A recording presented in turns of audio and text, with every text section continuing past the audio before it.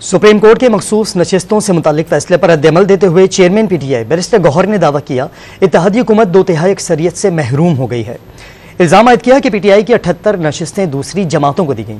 सलमान अकरम राजा ने supreme court के फैसले को आइन को बिगाड़ने वालों की शिकस्त करार दिया।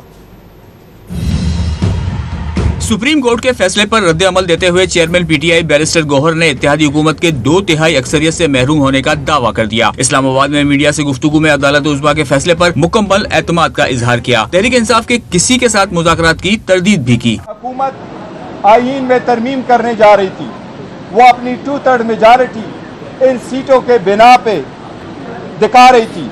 अल्हम्दुलिल्लाह उसका सदबाब हो गया। अब इंशाअल्लाह ताला हुकूमत नाकाम होगी और वो 2/3 मेजॉरिटी से महरूम है।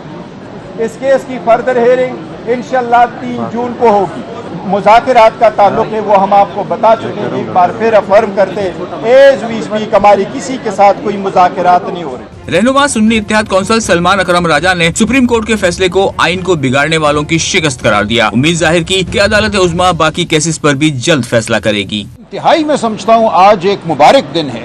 जो लोग ये समझते थे कि फरेब और धांधली की बुनियाद पर वो एक पार्लिमान कायम कर लेंगे और फिर उस पार्लिमान के जरिए वो आइन का हुलिया बिगाड़ेंगे, आज उनको शिकस्त हुई है। और हम समझते हैं कि बिलाखिर इस मुल्क में आइन और कानून की ही फतह होगी, अवाम की फतह होगी। अवाम ने जो मैंडेट हमें दिया है वो सामने आएगा। पीटीआई की खवातीन विंग की सदर कमल शोजब ने भी अदालती फैसले पर खुशी का इजहार किया।